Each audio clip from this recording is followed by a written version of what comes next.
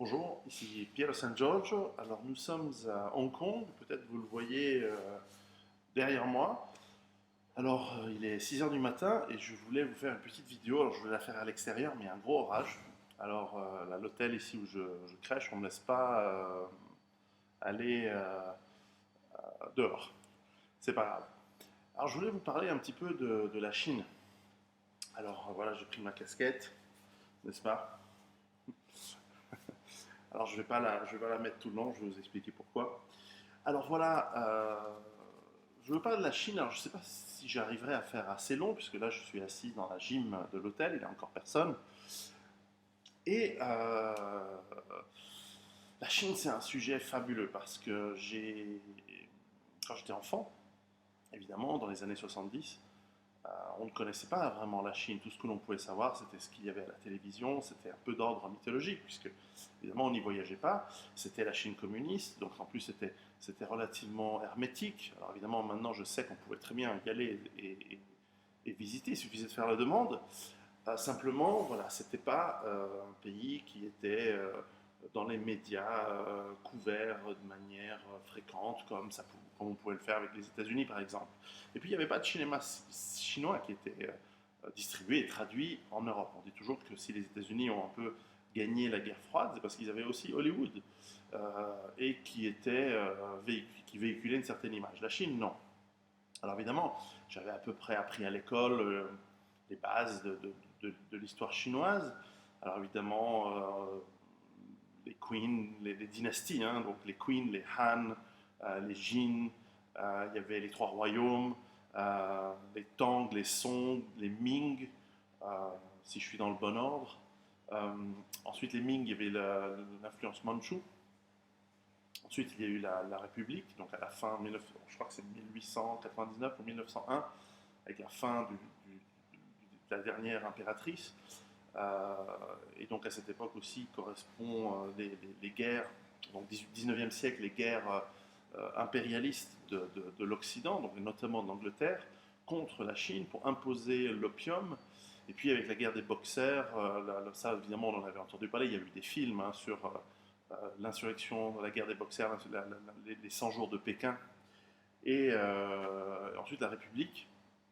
Donc, et je me souviens que d'ailleurs un des premiers livres de littérature que j'avais beaucoup aimé, La condition humaine d'André Malraux, eh bien, décrivait à Shanghai l'insurrection contre le Kuomintang, donc la partie républicaine de la première insurrection communiste. Je crois que c'est 1927, le début de la guerre civile, qui dure jusqu'en 1950 pour les Chinois.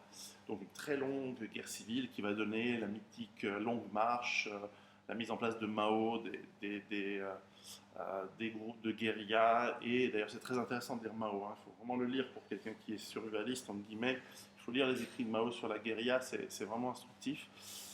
Et puis ensuite, eh bien sûr, la mise en place du système de la République populaire chinoise, donc le système communiste, qui nous a amené jusqu'à l'ère moderne. Et en fait, techniquement, nous sommes toujours, bien sûr, en République populaire chinoise, bien qu'évidemment Hong Kong, c'était une partie qui appartenait à la couronne d'Angleterre et qui a été rattachée seulement en 1997 à la Chine, tout en restant une zone économique autonome, ce qui a permis au leader chinois de l'époque, Deng Xiaoping, de dire que voilà, nous allons avoir un pays mais deux systèmes, un système capitaliste, un système plus collectiviste. Et de toute façon, en gros, Hong Kong a beaucoup inspiré le leadership, donc les meneurs chinois dans les années 90 pour faire leur grand développement économique qui en réalité a commencé à partir de la fin des années 70 quand on regarde bien l'histoire. Mais enfin, bon, je ne voulais pas parler complètement d'histoire, mais simplement ça pour donner le contexte. Ce qu'il faut savoir, et moi je connais mal la Chine, je n'ai visité que quelques fois. J'ai bien sûr visité Beijing, Shanghai, les grandes villes, maintenant Hong Kong pour la première fois, Xi'an, Suzhou, Nanking, voilà, quelques villes importantes qu'il faut voir dans sa vie parce que c'est des endroits, si on peut, parce que c'est des endroits historiquement très intéressants.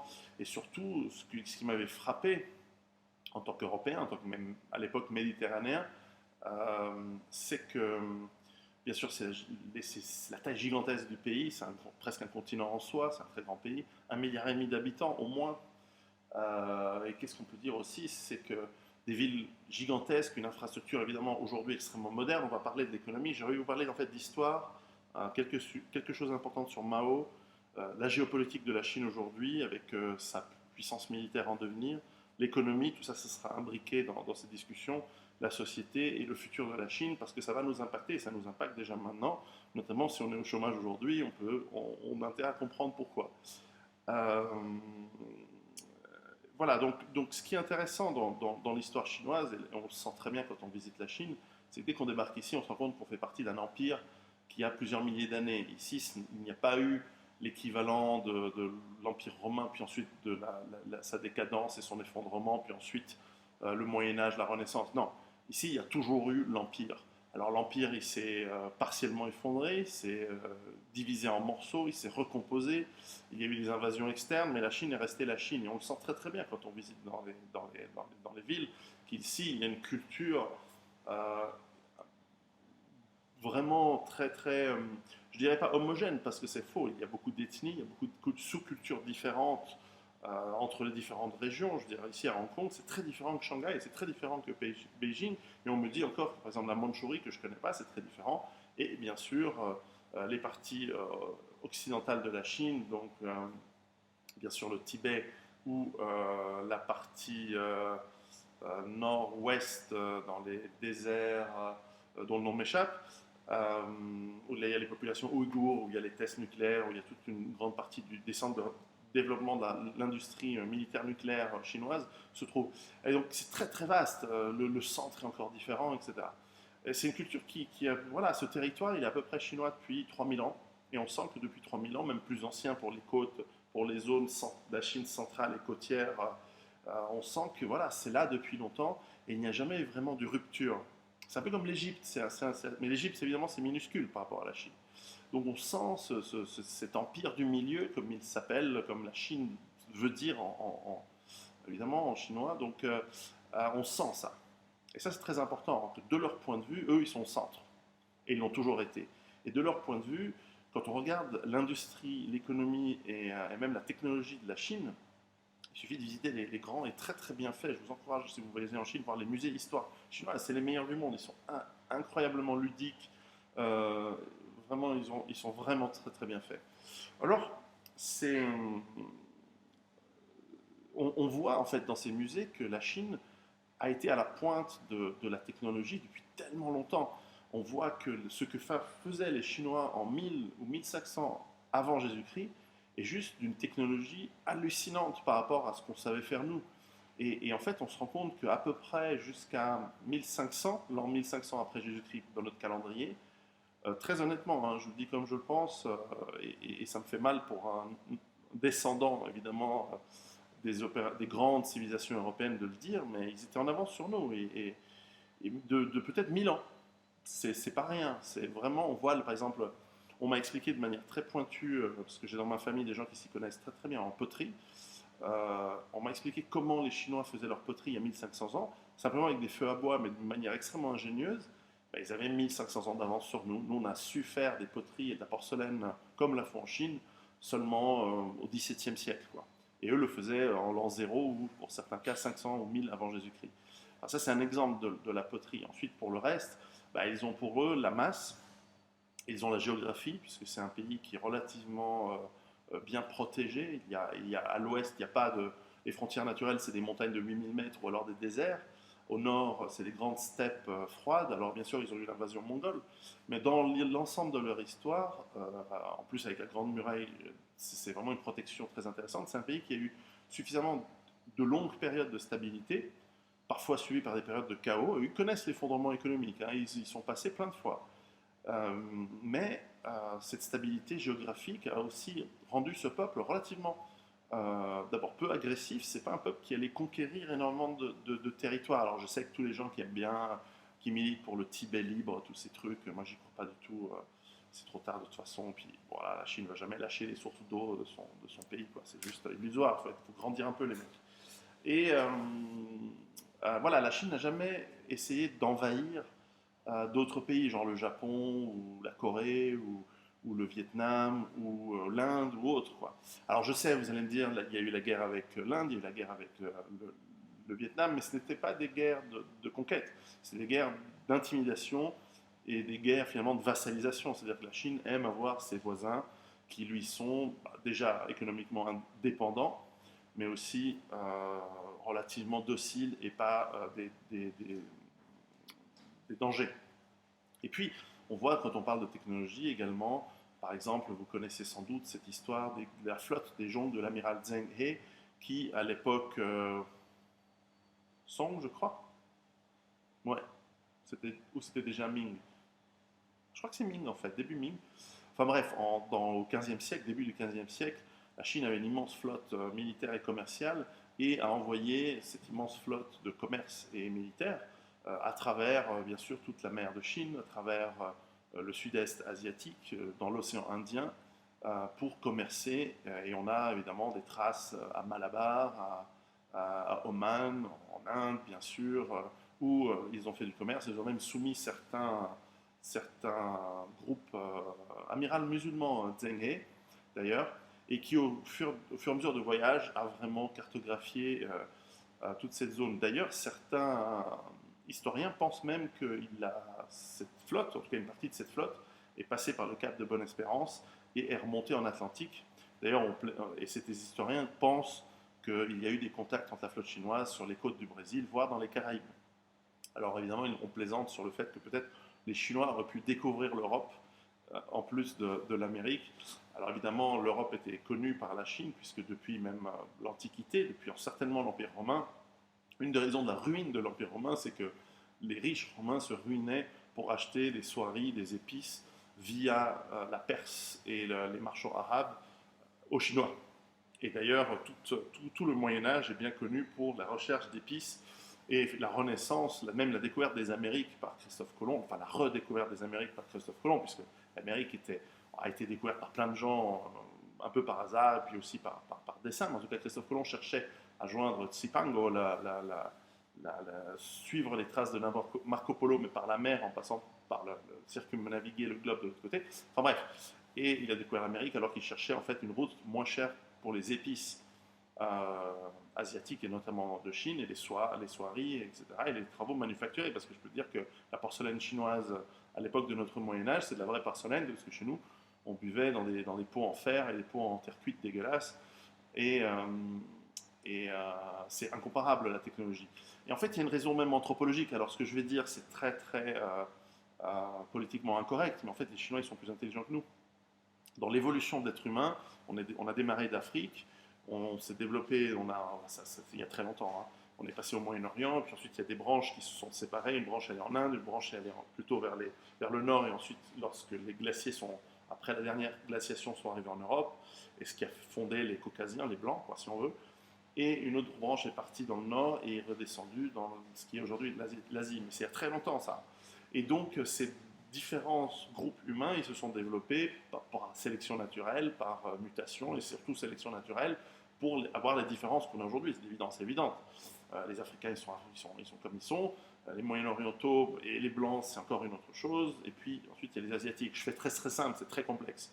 Mais en fait, avec ces différences, non seulement il y a eu des différences physiques, mais aussi des différences de fonctionnement intellectuel.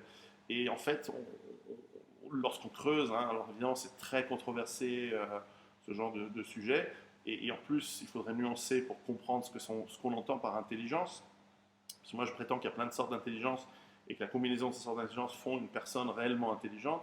Mais en tout cas, en quotient intellectuel, dans le calcul de quotient intellectuel, c'est-à-dire de la capacité d'avoir une projection dans l'avenir, une projection spatiale, il n'y a pas photo, les Asiatiques sont 10-15% plus intelligents que les Européens et encore plus que les autres. Et, euh, et c'est comme ça, c'est indéniable. Alors on a beau dire oui, on est tous pareils. Non, on n'est pas tous pareils. Il y a des grands, des petits. Il y a des mecs avec des cheveux crépus, il y a des mecs avec des cheveux longs. Et ici en Chine, ils sont comme ça, et différents. Et de ce point de vue-là, en gros, on voit que pour la maîtrise technologique et la maîtrise du concept et de l'organisation sociale, ils sont vachement plus avancés que nous.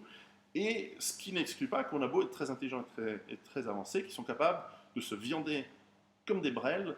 Et au fur et à mesure de leur civilisation, ils ont des plantages assez spectaculaires. D'ailleurs, justement l'idée de l'administration pléthorique bureaucratique chinoise, justement à l'époque de ces flottes de l'amiral Zheng, lorsqu'il a été décidé de viander toutes ces flottes et d'arrêter de commercer dans le monde, en fait la Chine a pris tout d'un coup a commencé à stagner de manière technologique à tel point que finalement, 3 siècles plus tard, lorsque les Anglais, les Français, mais surtout les Anglais, sont arrivés en Chine, ils ont réussi à imposer aux Chinois l'opium, les rendre, les addicter, les rendre accoutumés à l'opium. Et lorsque les Chinois ont dit non, quand même, on ne veut pas payer en plus pour notre propre addiction. Enfin, les Anglais leur ont pété la gueule à coups de canon et de fusil. Et les Chinois qui avaient déjà inventé la poudre 1000 ans avant, ou 1500 ans avant, tout d'un coup, ils se sont fait complètement avoir et ils ont été forcés de signer des traités complètement ignobles, complètement injustes, où en fait les Européens ont commencé à déverser les produits manufacturés européens en Chine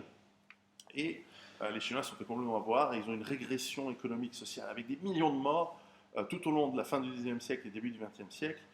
Et ils se sont fait complètement avoir. Et seulement maintenant, depuis les années 70, après la période de Mao, donc je vais y venir maintenant, ils ont réussi à avoir une remaîtrise de la technologie, une remaîtrise du développement, et d'avoir pris les technologies occidentales et même parfois soviétiques ou russes, et de les adapter et d'avoir mis en place leur force, qui était en fait une quantité de gens absolument incroyables, capables d'être corvéables et à merci, et pour des salaires évidemment ridicules encore aujourd'hui, et de devenir l'usine du monde.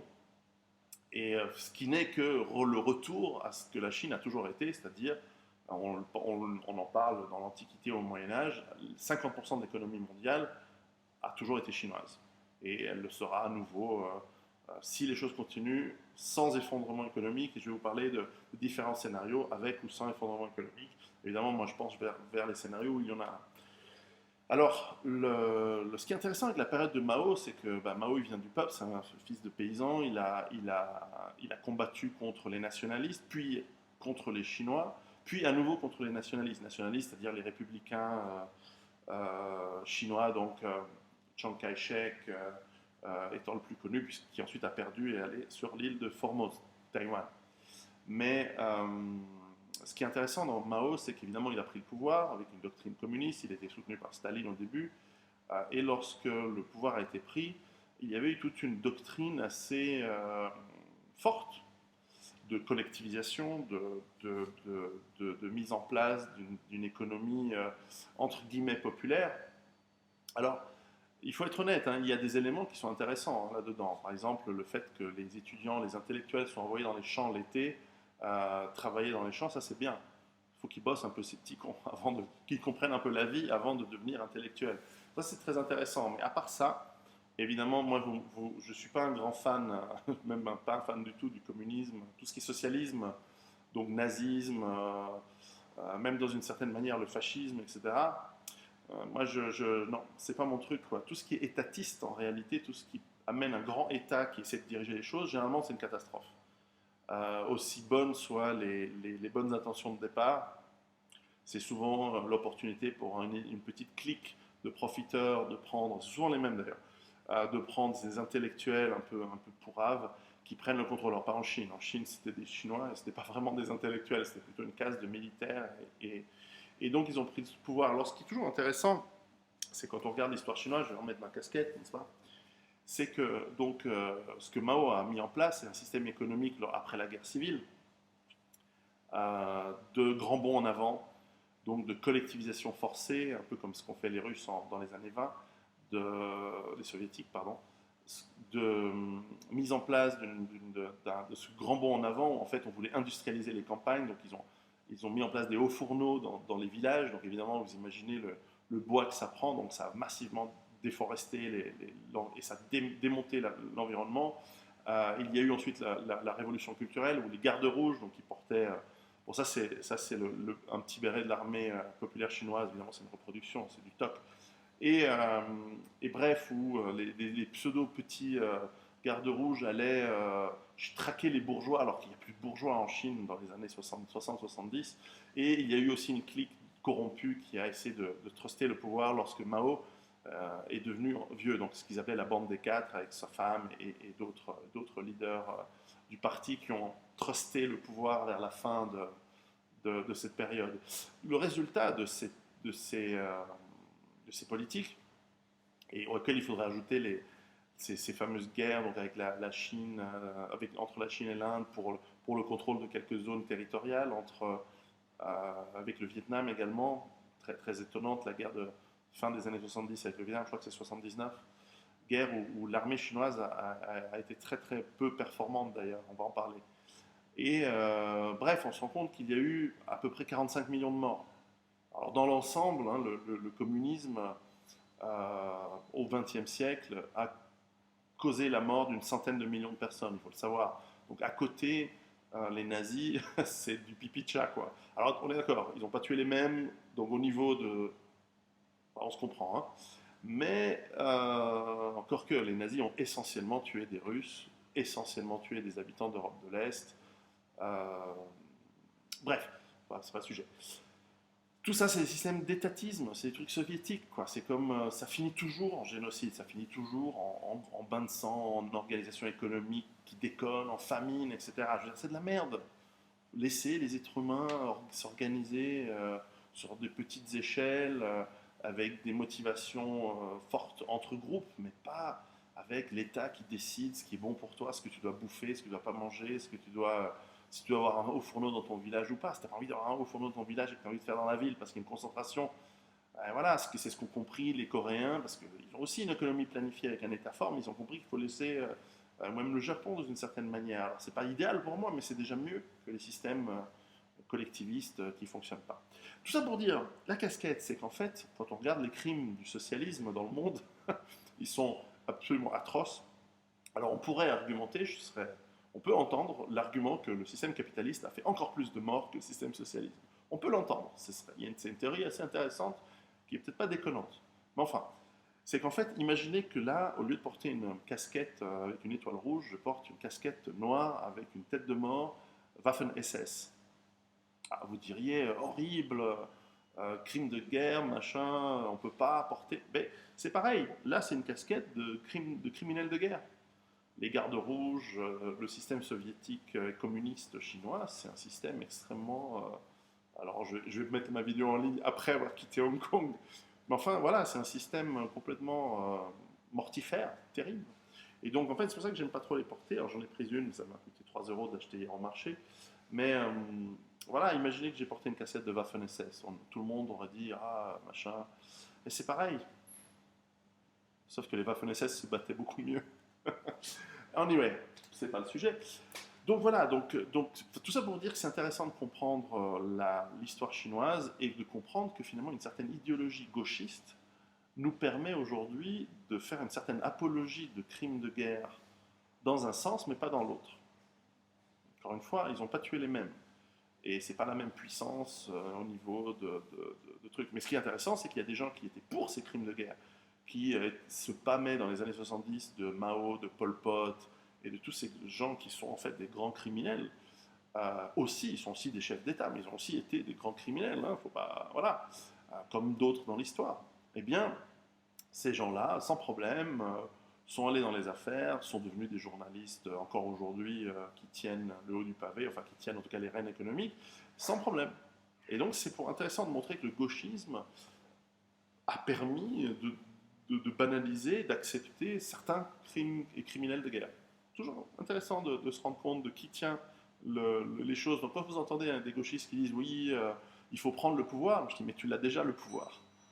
Et en fait, les merdes qu'il y a aujourd'hui, c'est votre faute, entre autres. Mais c'est vous, hein. Les communistes et le gauchisme, c'est le revers de la même machine, de la même médaille. Libéral, libertaire, donc gauche sociétale et droite capitaliste, c'est la même chose. Et ils vivent les uns avec les autres. Ça, c'est très important. Donc, lorsqu'on comprend un petit peu l'histoire chinoise, alors là j'ai fait 20 minutes, c'est beaucoup trop long, mais c'est pas grave, il est intéressant de comprendre ensuite quelle est la géopolitique aujourd'hui de la Chine, de la République populaire de Chine, comme elle s'appelle encore, et de comment elle permet de voir l'avenir. Alors, c'est vrai qu'il y a le personnage qui a fait le grand virage après Mao, c'est Deng Xiaoping, et qui a su d'ailleurs faire les réformes nécessaires en Chine. Et d'ailleurs, je me souviens quand j'étais jeune, j'étais euh, vraiment tout jeune, quand il y a eu ce qu'on a appelé en Occident les massacres de Tiananmen, de la place Tiananmen à Beijing. C'est qu'en fait, c'était des conservateurs, un peu, c'était une sorte comme le coup d'État qu'il y a eu en 91 à Moscou. Il y a eu des conservateurs qui étaient contre les réformes de Deng Xiaoping et qui ont utilisé, ils n'ont pas envoyé l'armée parce qu'ils n'avaient pas le contrôle, ils ont envoyé des étudiants. Et parce qu'ils maîtrisaient certains groupes d'étudiants. Toujours se méfier des associations d'étudiants et de qui les finance et de qui les maîtrise. On a vu en mai 68 en France comment quelques petits groupes bien organisés ont déboulonné quand même le général de Gaulle. Et, euh, et donc la maîtrise de Deng Xiaoping sur ces étudiants conservateurs, en fait, pour les Chinois aujourd'hui, ça a été une très bonne chose. Eux le voient comme le prix à payer pour éviter le chaos, pour éviter le bordel et d'avoir pu faire ces réformes qu'ils considèrent aujourd'hui comme nécessaires et qui ont réussi. Et c'est indéniable, le niveau de vie chinois a juste explosé. Alors certes, il y a encore des centaines de millions de pauvres dans les campagnes, mais pour l'immense majorité de la population, le vrai bond en avant, il s'est fait dans les années 90 et 2000, où leur pouvoir d'achat, il n'a pas explosé, il est apparu. Ils ont pu avoir accès à des biens de consommation, euh, des vélos, des motocyclettes électriques, des voitures, les appartements, etc. On va parler un petit peu aussi de l'excès de l'économie chinoise. Et ensuite, après Deng Xiaoping, je crois que c'est Hu Jintao et aujourd'hui c'est Li Qipeng, je me souviens plus, mon chinois est très mauvais. Bref, et on a vu que ces leaders, qui sont tous des ingénieurs de formation, c'est pas des avocats comme les ploucs chez nous, hein, c'est pas Obama, Sarkozy, Hollande, des mecs qui savent rien faire, hein, qui n'ont jamais bossé. Là, c'est des types qui ont étudié, c'est des ingénieurs, les mecs qui ont étudié à fabriquer des barrages, des immeubles.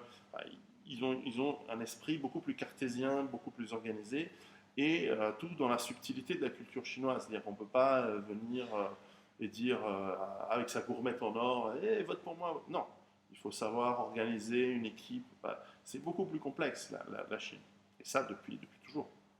Et donc, la géopolitique chinoise, c'est d'abord de comprendre son économie qui a évidemment explosé et qui a permis, bien sûr, en devenant l'usine du monde, de fabriquer d'abord des produits pas chers, puis ajouter de la technologie, et puis ajouter même des technologies de pointe aujourd'hui. On voit aujourd'hui que la Chine, en copiant ou en achetant des brevets de la technologie en Occident, et quand elle a vraiment besoin d'acheter quelque chose, elle y met le prix. Hein, c'est pas, ça déconne pas, quoi. Eh bien, la Chine a pu se développer. Moi, j'ai une petite anecdote. J'ai un ami israélien. C'est un cadre dans une très grande entreprise dont je ne citerai pas le nom, qui manufacture des produits électroniques. Alors, eux, ils avaient des usines en Corée. Alors, ce qui est marrant, c'est qu'en Corée, ils se faisaient piquer la technologie. Chaque 6 mois, ils avaient des employés qui venaient bosser. En fait, ils bossaient, ils piquaient la technologie, ils partaient, puis 6 mois plus tard encore, la même technologie, elle existait dans des usines coréennes. Donc, les mecs, ils se faisaient niquer par les Coréens. Alors, ils ont décidé de bouger leurs usines en Chine. Alors, ils n'étaient pas très loin d'ici, à Shenzhen, donc juste à côté de Hong Kong, en fait, face de moi. Le nord, c'est devant, ici, le sud, c'est derrière. Voilà, il faut toujours savoir ça. Et donc, les mecs, ils montent leurs usines à Shenzhen, et pas loin de Canton, là, et ils montent l'usine, et puis après quelques mois d'opération, plus de nouvelles, et les pièces n'arrivent pas, ils ne sont pas livrées. Alors, grosse panique, bon, les mecs, ils prennent l'avion, ils arrivent ici, ils se pointent à l'usine, il n'y a plus leur logo sur la porte et sur l'immeuble. Ils ils rentrent dans l'usine, il va voir le directeur qui connaît, il l'a embauché, il s'est effacé. Et il lui dit, mais qu'est-ce qui se passe? Et le mec, il dit en chinois, il comprend pas, il fout le bordel. Enfin, pour faire une longue histoire très courte, le mec, en gros, il dit, c'est plus ton usine, c'est mon usine. Donc le mec, donc ils vont voir les juges, ils vont voir. Alors là, ils peuvent pas envoyer le Mossad, hein, parce que ça se voit.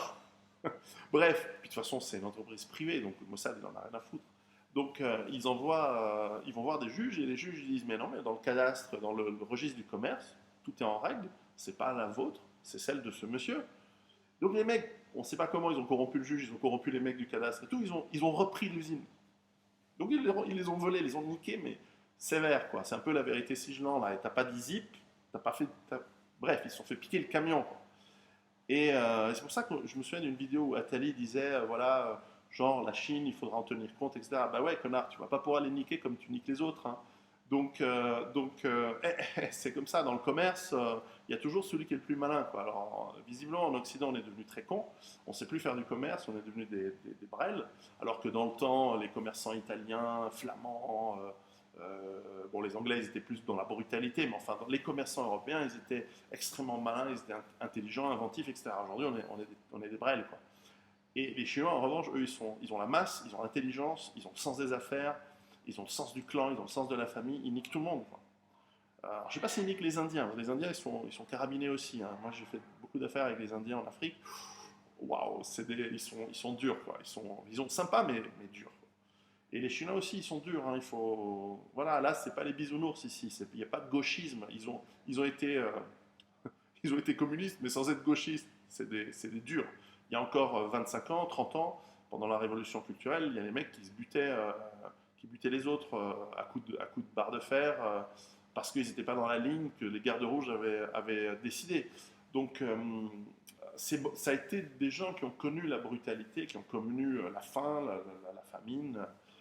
On voit même physiquement qu'il y a encore beaucoup de Chinois qui ont des problèmes physiques, hein. On le voit aujourd'hui, c'est les problèmes de mauvaise nutrition dans leur jeunesse, il y a 40, 50, 60 ans. Tout ça pour dire que donc cette économie qui s'est développée, elle a évidemment des conséquences sur la géopolitique, puisque la Chine, avant, était une puissance physique, géographique, bien sûr, elle est là, elle était grande, elle avait pu intervenir en Corée, d'ailleurs là aussi avec des résultats assez désastreux en termes de sacrifices humains, alors même si elle avait évidemment réussi son objectif stratégique, c'était de maintenir la Corée du Nord, mais à quel prix? Je crois que les Chinois ont perdu 2 millions d'hommes dans des attaques complètement hallucinamment débiles.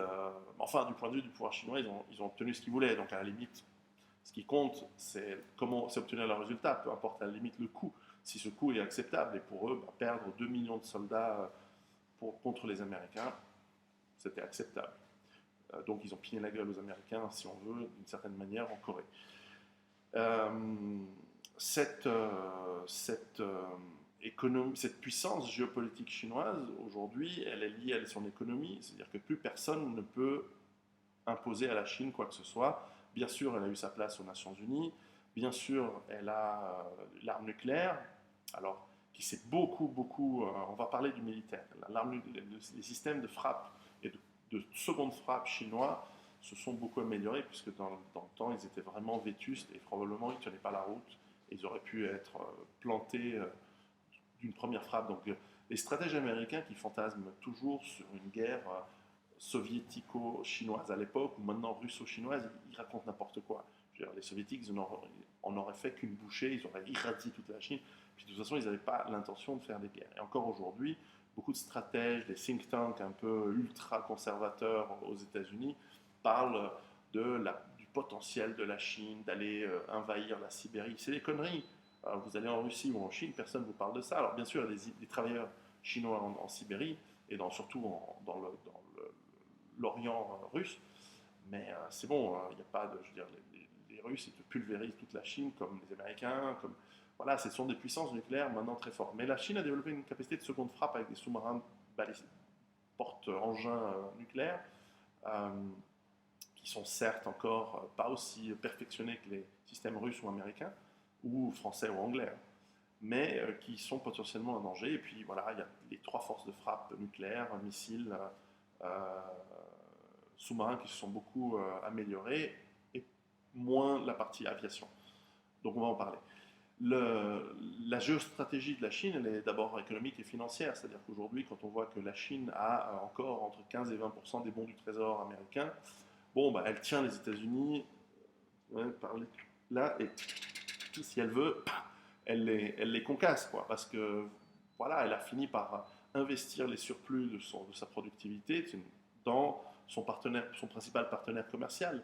Aujourd'hui, les entreprises semi-étatiques ou même privées chinoises investissent dans les infrastructures européennes. Ils ont acheté des ports en Grèce, ils ont acheté des grandes entreprises au Portugal. Dès qu'il y a une crise quelque part, ils en profitent pour acheter des actifs qui ont de la valeur avec leur argent qu'ils gagnent. Ça ne sert à rien de thésauriser de l'argent que vous faites sur la production industrielle. Au bout d'un moment, il faut investir. Et comme la Chine a investi déjà largement dans son infrastructure, Et même avec excès, on construit trop en Chine. Il y a eu trop d'immeubles, il y a eu trop de construction, même beaucoup trop de spéculation. Et en fait, aujourd'hui, il y a beaucoup d'immeubles dans les grandes villes chinoises qui sont vides, parce que simplement, il n'y a personne. On a construit, mais il n'y a encore personne qui allait vivre dedans. Et ça, bah, évidemment, au bout d'un moment, ça devient des mauvais investissements. Donc, la Chine a acheté aux États-Unis, partout dans le monde, dans les autres pays émergents comme le Brésil, investi en Russie, investi partout, investi dans les terres, en Afrique. J'en parle dans Survivre à l'effondrement économique, comment la Chine a investi dans des réserves stratégiques de céréales, dans des terres arables, etc. La Chine a investi dans son propre infrastructure, pour les transports, pour la production énergétique. Alors évidemment, c'est un travail colossal, puisque la Chine a des gros problèmes. Hein. Elle a des problèmes d'eau potable, d'eau douce pour son industrie agroalimentaire, etc. Elle a des problèmes de désertification, elle a des problèmes de pollution, des problèmes écologiques très, très lourds. Euh, mais aujourd'hui, elle a encore la puissance, l'argent, et elle l'aura pendant un moment, pour investir et faire le travail nécessaire pour pouvoir s'en sortir. Et géostratégiquement, la Chine, eh bien, en fait, quand on regarde de près, elle a des très très bons rapports aujourd'hui avec un grand nombre de ses voisins. Elle a relativement mis beaucoup d'eau dans son vin avec l'Inde. Elle a des bons rapports avec la Birmanie. Elle a des bien meilleurs rapports avec le Vietnam, le Laos, tous les pays de l'Asie du Sud-Est où il y a de grandes communautés chinoises comme en Malaisie, Singapour, Indonésie, etc.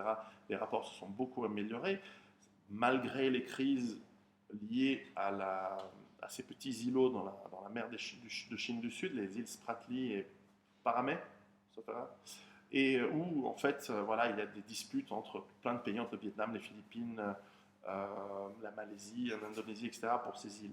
Mais enfin, ça va être plié, hein, la puissance militaire en devenir, c'est la Chine, donc elle va avoir gain de cause sur ces îles.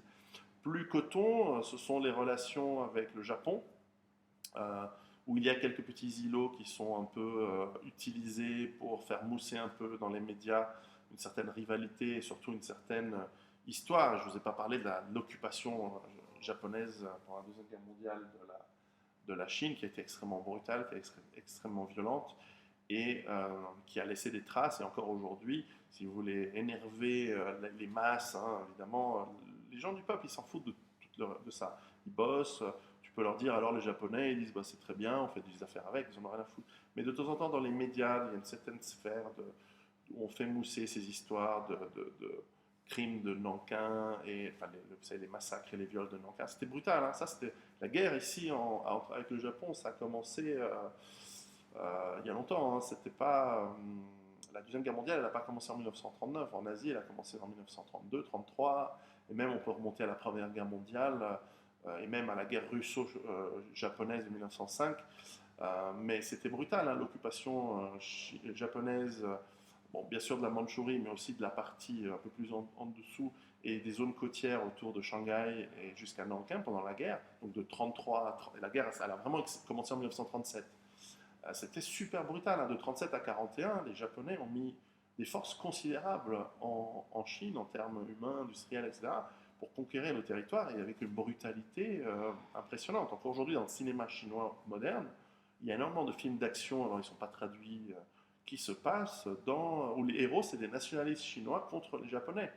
Et il y a beaucoup voilà, d'utilisation de ces conflits aujourd'hui par rapport au Japon, qui est aussi la grande puissance avec la Corée du Sud en Asie.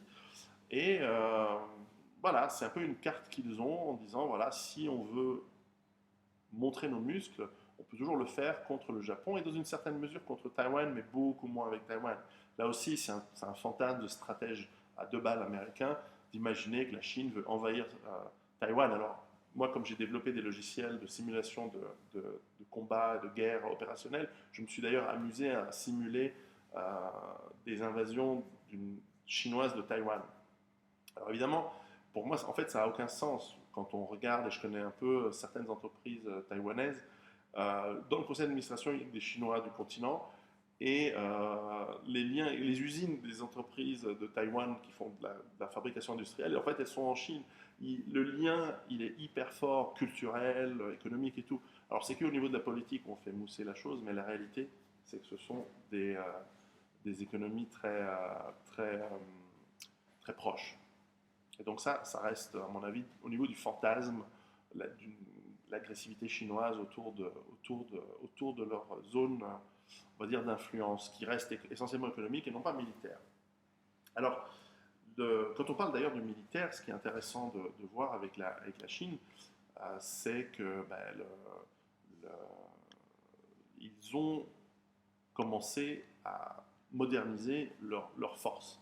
Parce qu'en fait, le gros problème éventuellement de la Chine, c'est l'agressivité de la puissance qui est en train de mourir. Si vous avez lu mon livre, vous en avez quelques détails, qui en sont en fait les États-Unis. Et accessoirement leurs vassals européens qui de toute façon comptent rien et qui pèsent plus rien, en tout cas militairement dans le monde, mais qui est encore là à obéir comme un petit toutou aux États-Unis. Euh, L'éventuel conflit avec les États-Unis ne se fait pas, de la manière dont les Chinois le voient, n'est pas fait de manière conventionnelle. C'est-à-dire que ce ne sont pas les divisions blindées chinoises qui vont se défendre ou attaquer des intérêts américains. Les guerres aujourd'hui, et les Chinois le savent très bien, elles sont économiques, elles peuvent être éventuellement cybernétiques, c'est-à-dire liées au piratage et à la pénétration ou la destruction de systèmes informatiques ou de réseaux de leurs ennemis potentiels. Et ça, cette guerre, elle existe déjà aujourd'hui. Il y a la guerre économique, la guerre financière. Tout ça, ils le comprennent très très bien ici. Et clairement, ils ont des liens très très forts entre gouvernement, bien sûr, système militaire et entreprises privées pour pouvoir faire de l'espionnage, de l'intrusion, du vol informatique, si nécessaire, de la destruction, etc. Donc, c'est vrai qu'aujourd'hui, lorsque l'on regarde la Chine, on se rend compte que toute leur doctrine, en plus militaire, qui était basée sur une guerre d'infanterie, de guérilla, avec quelques supports blindés, bon, elle reste relativement ce qu'elle était, c'est-à-dire un système assez obsolète, mais qui est un système très efficace pour encadrer une certaine partie de la population et de rendre, avec des beaux uniformes et tout, ça marche, la population fière d'appartenir à la nation chinoise. Ça, c'est un élément très important de leur culture. Ensuite, ce que la Chine a modernisé, ce sont justement ses troupes un peu d'élite. Alors, ça inclut les forces spéciales, mais il faudrait inclure dans ces forces spéciales les forces de guerre électronique et de guerre cybernétique, donc liées à l'informatique, au réseau, etc. Ils sont très très en avance hein, avec les Russes. Les Américains et les Israéliens, c'est les 4 pays qui sont plus en avance dans le monde pour ce genre de conflit. La Chine a aussi, j'ai oublié de dire, elle a des relations assez bonnes, hein, très très bonnes avec le Pakistan. Elle a des relations très intelligentes avec l'Afghanistan ou les groupes qu'il y a en Afghanistan et les autres voisins, Tadjikistan, Ouzbékistan, évidemment Mongolie, mais aussi bien sûr, grâce aux Américains qui ont bien commencé à foutre le bordel en Ukraine, maintenant les liens russes et chinois qui étaient déjà très forts avant, avec énormément de collaboration justement militaire et technologique, et se sont encore renforcés. Donc, nous avons aujourd'hui une Chine qui commence à avoir des forces spéciales vraiment très très intéressantes, très capables et très à l'avant-garde de ce que l'on entend aujourd'hui par guerre moderne. Alors, il ne s'agit plus d'envoyer des divisions blindées traverser un continent entier, ou je ne les vois pas traverser le Pacifique pour débarquer en Californie, ça n'a aucun sens. Ils ont des forces spéciales aussi, ils ont une bonne capacité d'intervenir rapidement, disons, dans leur zone interne et peut-être dans une zone assez proche autour d'eux. La Chine a donné des garanties au Pakistan, que toute attaque contre le Pakistan serait considérée comme une attaque contre la Chine. Ça, c'est important. Hein. C'est un message pour les Américains en disant, le Pakistan, vous jouez avec, c'est très bien, mais si vous démontez le Pakistan, vous attaquez le Pakistan pour une raison quelconque, on considère que c'est comme chez nous, donc faites gaffe. Ça, c'est très intéressant de l'avoir noté. Les relations, comme je disais, avec l'Inde, tous les voisins, elles sont relativement bonnes. Là où la Chine essaye de se moderniser, c'est bien sûr c'est d'abord sa marine et ses forces de missiles stratégiques et son aviation. Alors, prendre à l'envers. L'aviation, elle reste massive, mais totalement obsolète.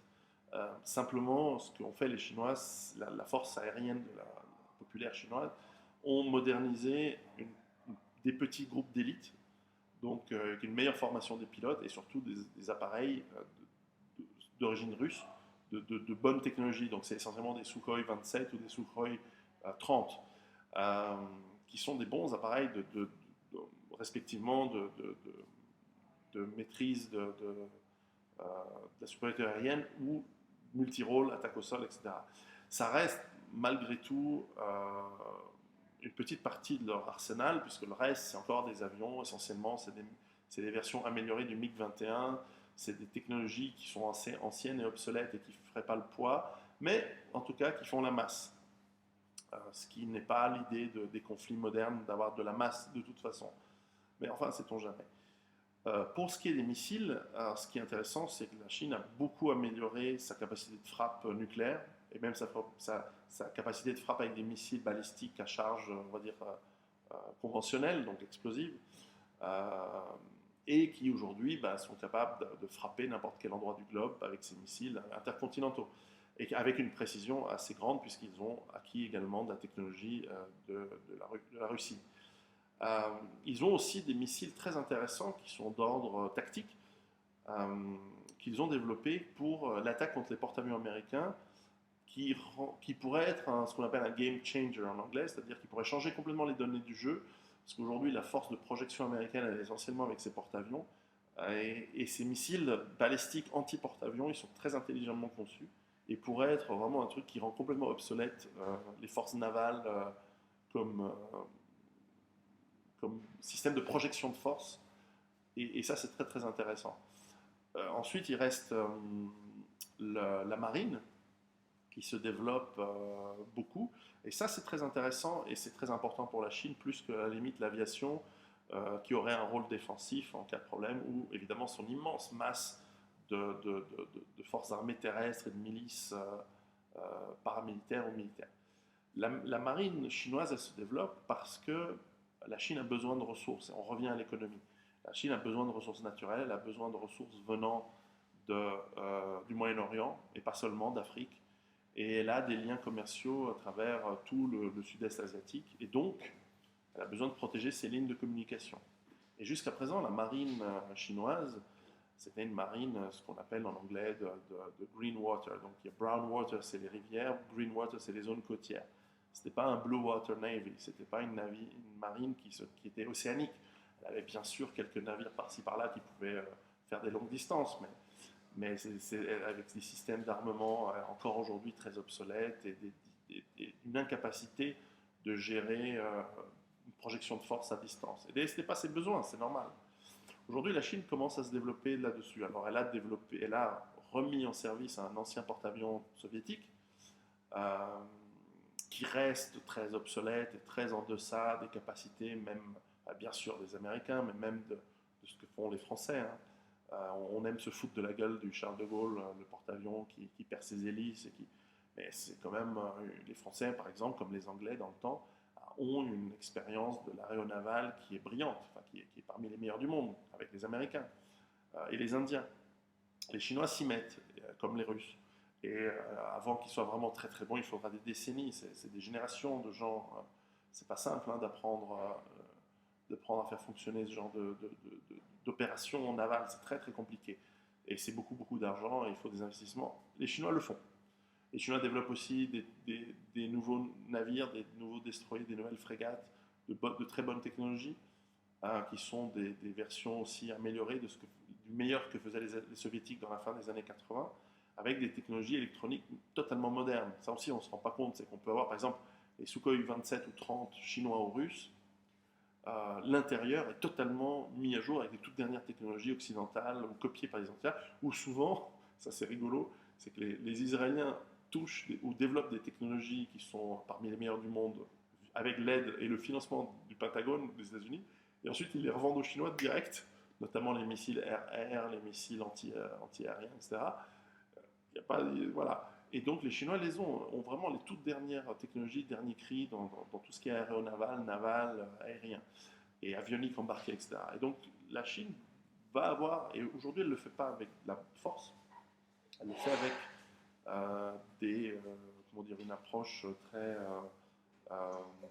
pacifique et diplomatique, mais elle développe aussi sa force, comme on dit, dans la diplomatie, il faut savoir faut pas parler doucement, mais derrière porter un gros bâton, une grosse capacité à avoir de la force. La force, à la fin, c'est très important. Et donc les relations avec Singapour, le détroit de Malacca, le détroit de Formose, le contrôle de ces zones, ou en tout cas la maîtrise de ces zones.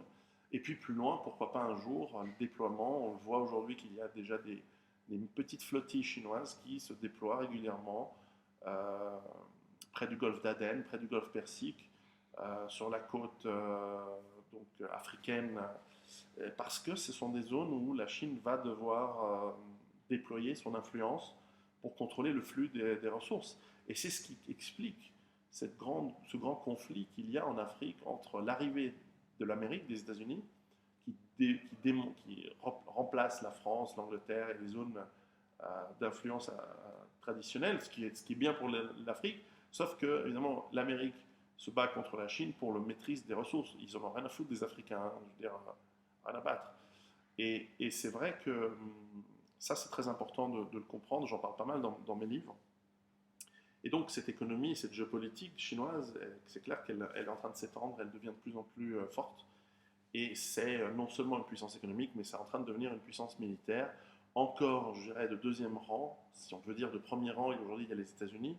Deuxième rang, presque premier rang, il y a la résurgence de la Chine, la Russie, pardon. Ensuite, il y a la Chine, avec en technologie encore très bon, mais en masse complètement insignifiant. Et ensuite, l'Angleterre, la France, euh, d'une certaine manière Israël.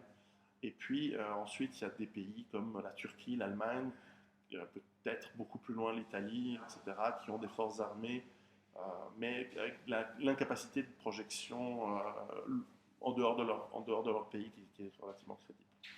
Donc voilà, il y a pas mal de choses à dire sur l'économie et la géopolitique chinoise. Donc je fais court hein, parce que je connais que peu finalement le sujet.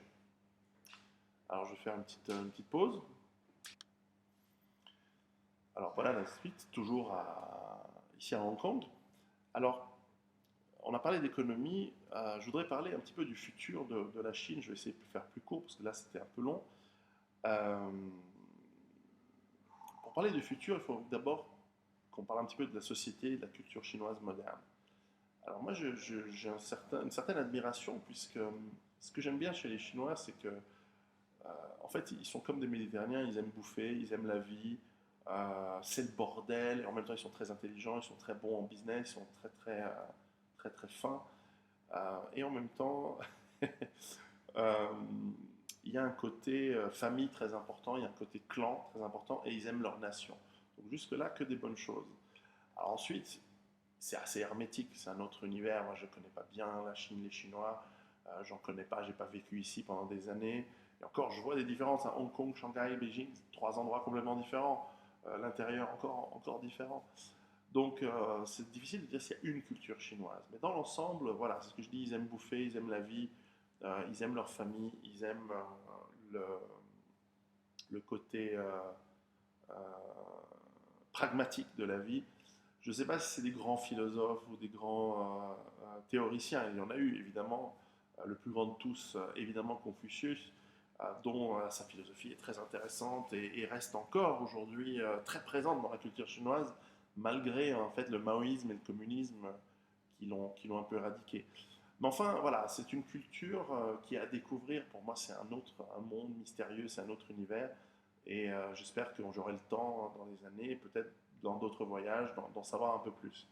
La culture aussi, évidemment, c'est un raffinement assez impressionnant. La cuisine chinoise, c'est incroyablement vaste. C'est comme la cuisine indienne, ou si on peut appeler la cuisine européenne, c'est hyper vaste. Entre le Portugal, la Suède, l'Angleterre, il ne faut pas manger en Angleterre. Entre je sais pas, l'Italie, la France, la Grèce, vous avez des cuisines incroyables. En Chine, c'est pareil. Entre la cuisine épicée du Sichuan ou du Yunnan, que j'aime bien, ou alors la cuisine ici cantonaise, basée sur beaucoup de fruits de mer, ou la cuisine de Pékin, de Shanghai, c'est très différent. Avec des subtilités hallucinantes, parce qu'ils aiment manger et ils ont aussi une capacité d'invention, etc. En plus, ils mangent tout, hein. Tout ce qui a des pattes et des pieds, ils bouffent, sauf les tables et les chaises, comme on dit.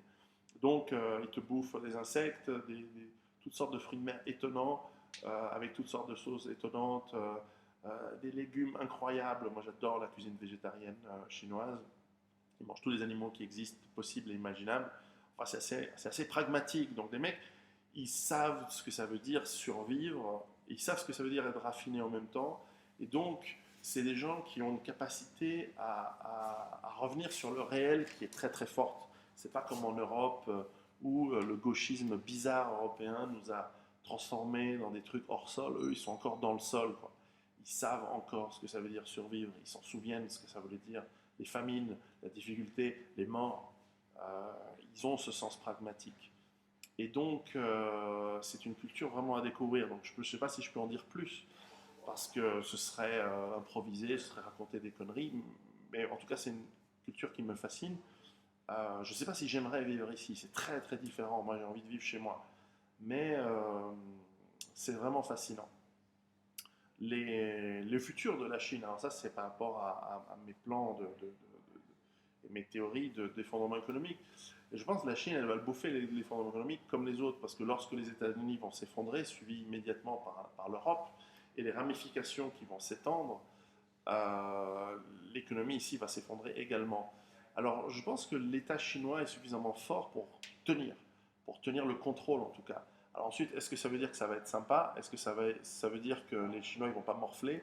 Ouais, ils vont subir également. Ils vont vraiment le sentir passer. Mais dans l'ensemble, ils ont ce côté pragmatique, ils ont ce côté de maîtrise, et puis ils ont la production locale de nourriture. Ce qui leur manque, c'est le pétrole. Ils ont du charbon, ils ont plein d'autres ressources, mais le pétrole, ils n'en ont vraiment pas beaucoup. C'est pour ça qu'ils sont très intéressés par ces îles, avec cette grande plaine côtière entre, on va dire, entre Hong Kong et le Vietnam et les Philippines et Bornéo. Il y a une grande zone relativement où il y a potentiellement énormément de ressources d'hydrocarbures à aller chercher en eau pas très profonde et qui sont sous-exploitées. Donc là, il y aurait potentiellement des ressources pour les Chinois et c'est pour ça qu'ils se battent pour ce contrôle. C'est pas par hasard, hein, je veux dire, personne ne se bat pour la Chine, elle s'en fout des îles Kerguelen, mais elle s'en fout pas des îles Spratly. C'est comme ça.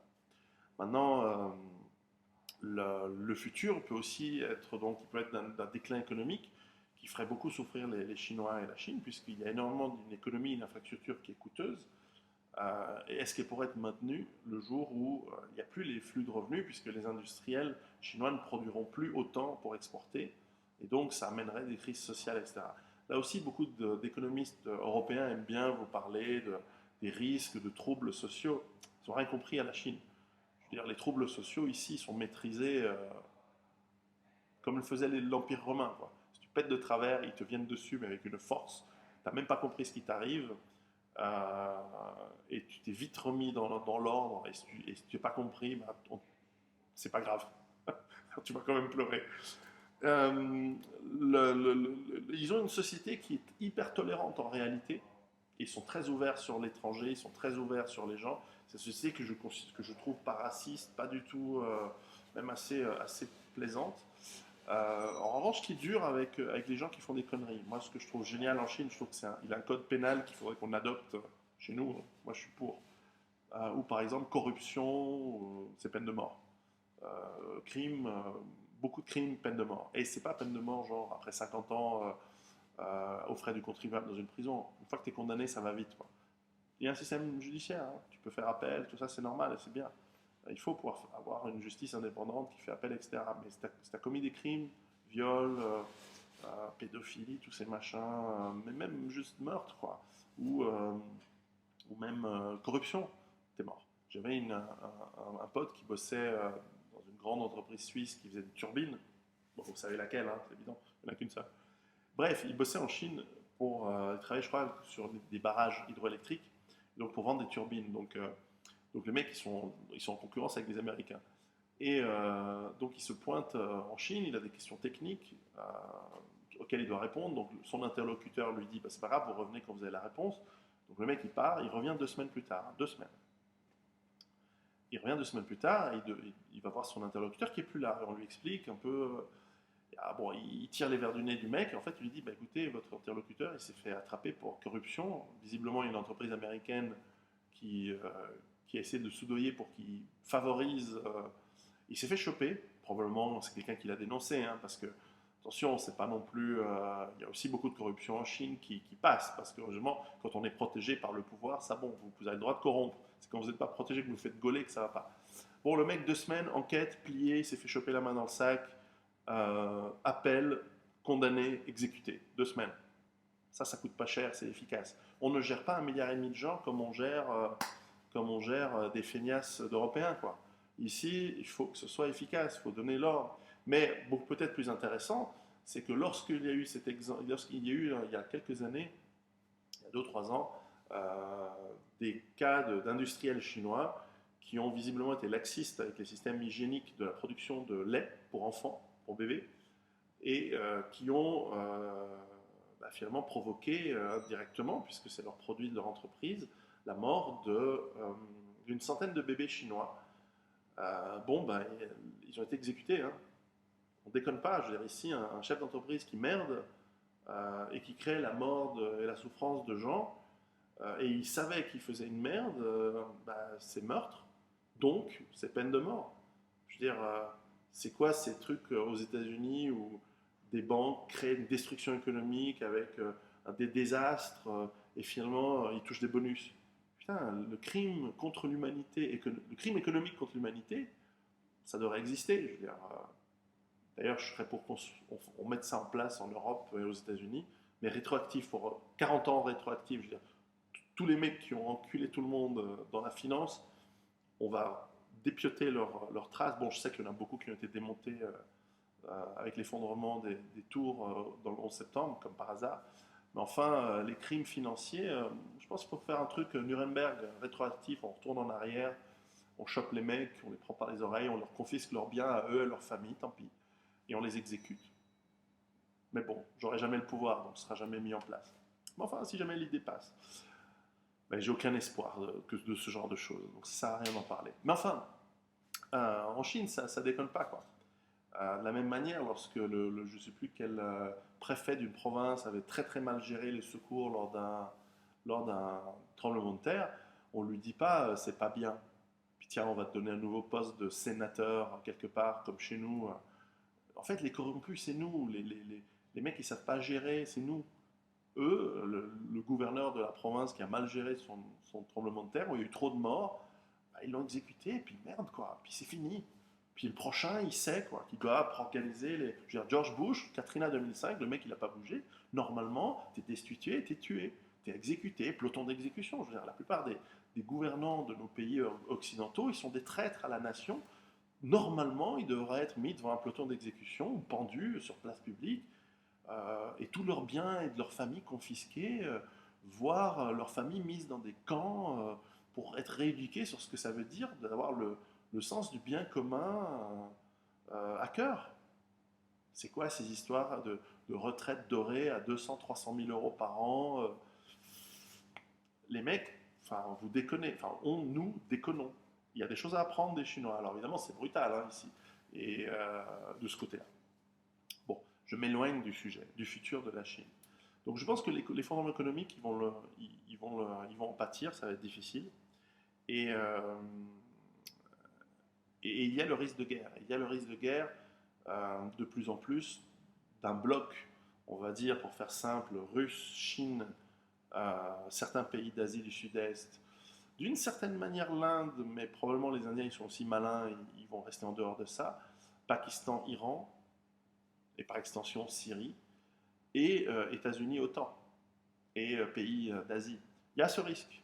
Parce qu'au fond, quand les États-Unis vont le voir aujourd'hui, leur dominance disparaître, une des solutions, et je l'explique dans mon premier livre Survivre, hein, le fondement économique, c'est vous savez, quand vous perdez, vous jetez votre échiquier ou votre jeu en l'air en disant bah, tant pis, j'ai perdu, mais je m'en fous, je casse tout le jeu. Et ça pourrait être une stratégie. Alors, je pense que c'est une stratégie qui est mauvaise pour les Américains d'abord. Il suffit que quelques bombes nucléaires dans l'atmosphère aux États-Unis pour qu'il n'y ait plus des États-Unis.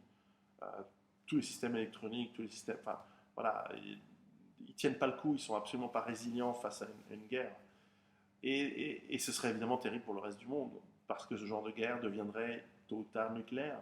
Alors c'est un scénario auquel je ne veux même pas penser, c'est très très dur ce scénario. Enfin, c'est un des scénarios. Plus probablement, et je l'écris dans mon livre, c'est aussi Il y a aussi les scénarios où il n'y aurait pas un effondrement économique, et à ce moment-là, la Chine devient la puissance dominante du XXIe siècle, largement, ce qu'elle est déjà et ce qu'elle est en train de devenir. Et donc à ce moment-là, on va tous apprendre le chinois. En tout cas, mes enfants vont apprendre le chinois. D'ailleurs, ils apprennent un petit peu le chinois. On ne sait jamais. Et à ce moment-là, il va falloir apprendre à manger les insectes et être des tour opérateurs pour les Chinois, parce que je ne vois pas comment on n'a pas la masse, on n'a pas l'intelligence, on a peut-être la force physique, alors on peut se vendre comme gigolo pour les riches chinoises, mais on verra. Donc, pas évident. Donc, sur ce, je vous laisse réfléchir un petit peu à ce que veut dire, ce que va être le futur. Informez-vous sur ce grand pays. Essayez de découvrir un petit peu comment fonctionne ben voilà, l'avenir de ce pays. Encore une fois, je vous ai donné mes impressions sur à peu près 1 heure, c'est un peu long. Mais apprenez de votre côté, apprenez plus et surtout, si vous travaillez encore, si vous avez la chance de ne pas être déjà au chômage, essayez de comprendre comment vous pouvez éviter d'avoir votre poste, d'avoir votre emploi niqué par simplement des coûts inférieurs. Donc, travaillez votre valeur ajoutée. Et puis, bien sûr, dans le développement de votre base autonome durable, développez votre autonomie parce que aucun Chinois ne pourra jamais remplacer votre potager. Et ça, bah, cette autonomie, une fois que vous l'avez, bah, ça vous donne une force importante. Plus tard, il faudra réfléchir sur comment nous pouvons être, nous autres Européens, parce que je parle à des gens. Mais évidemment, si vous m'écoutez et que vous êtes Brésilien, bah, ce serait vous autres Brésiliens, et vous autres Russes, etc. Comment est-ce que vous pouvez, dans votre nation, développer l'économie qui vous permet d'avoir du bonheur? À la fin, c'est pas être riche qui compte, c'est d'avoir du bonheur. Ce bonheur, à mon avis, il passe par l'autonomie, il passe par une certaine capacité d'autosuffisance, une certaine capacité d'autodéfense et de partenariat. Et je crois que l'avenir, idéalement, devrait être du partenariat entre peuples, entre nations, d'égal à égal. Et même si certaines nations ont des économies plus fortes que d'autres, en tant qu'individus, en tant que groupe humain, nous pouvons nous parler avec respect et avec bonne intelligence et dans la paix. Après, il faut que la culture elle y aille. Comme vous le savez, il y a des cultures dans le monde qui ne sont pas exactement des cultures qui veulent l'égalité et qui veulent la paix entre les nations. Je pense qu'elles veulent la dominance et évidemment la dominance économique, voire militaire, voire carrément l'esclavage. Hein. Et ben, ces cultures, malheureusement, elles dominent le monde aujourd'hui, mais elles sont en déclin. Donc, et les Chinois ne sont pas trop comme ça. Faut voir. Donc voilà, donc pays à découvrir, nation à découvrir, en tout cas nation qui comptera encore de plus en plus dans le futur, et qu'il y ait ou pas un effondrement économique, et je pense qu'il va y en avoir un, qui demande à être connue et comprise, comme dans les années 50-60, il fallait comprendre l'Amérique. Aujourd'hui, il faut comprendre la Chine, et ça fait une dizaine d'années qu'il faut s'y mettre, et on est tous en retard. Voilà. Ici Pierre Los Angeles de Hong Kong, je rentre en Suisse ce soir, donc à très bientôt.